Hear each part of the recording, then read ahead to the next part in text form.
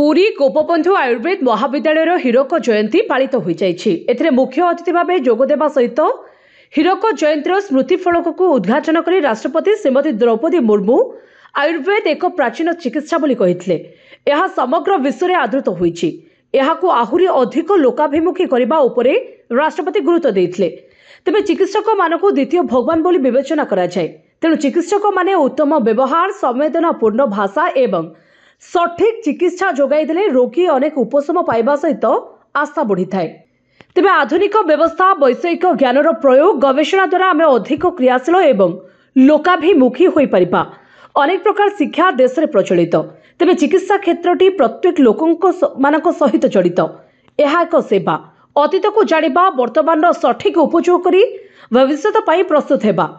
आमे तालपत्र पोथी केवल साहित्य नुहे, चिकित्सा पद्धतिर उल्लेख रही जहाँ गवेषणा हेबा सहित लोकंकु सुफल दे पारिबो।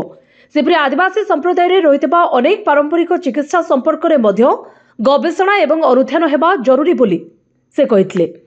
तेबे गोपबंधु थिले त्याग एवं सेवार मूर्तिमंत प्रतीक। तांकरी सेवा एवं आदर्श रे अनुप्राणित हेबा उचित। आयुर्वेद महाविद्यालय सम्मुख रास्ता को धन्वंतरी नाम नामकरण रहितबा प्रस्ताव को स्थानीय लोक प्रतिनिधि मानक माध्यम रे करा जाई पारिबो बोली राष्ट्रपति सूचना दैथिले। तेबे राज्यपाल रघुवर दास जोगदे आयुर्वेद गौरवर प्रतीक सहित स्वास्थ्य रक्षा क्षेत्र में उल्लेखनीय अवदान रही बोली कहिथिले।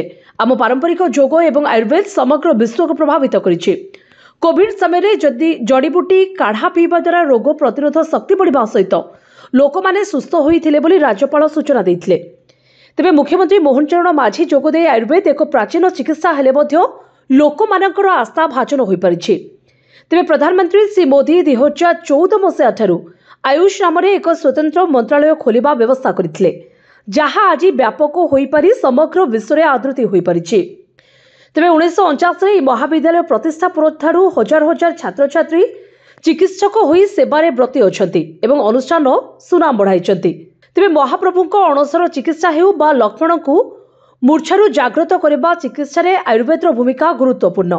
तेबे केंद्र आयुष मंत्री प्रताप राव, गणपति राव यादव, चरक, सुश्रुत, धन्वंतरी इत्यादि संपर्क में सूचना दे आयुर्वेद बहु प्राचीन चिकित्सा। प्रधानमंत्री का लक्ष्य आयुर्वेद को प्राधान्य देवा, जहाँ साधारण लोकों को सहज एवं सुविधा दे चिकित्सा जोगाई देव। तेबे प्रारंभ में महाविद्यालय अध्यक्ष डॉक्टर अरुण कुमार दास समस्त को स्वागत सहित महाविद्यालय संपर्क में आलोकपात करने सहित महाविद्यालय सम्मुख रास्ता को धन्वंतरी रास्ता नाम नामित प्रस्ताव देथिले। ए अवसर में राष्ट्रपति महाविद्यालय मुखपत्र स्मृति सुधार लोकार्पण करथिले।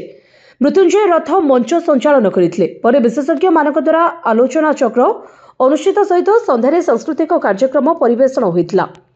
ब्यूरो रिपोर्ट, जे न्यूज।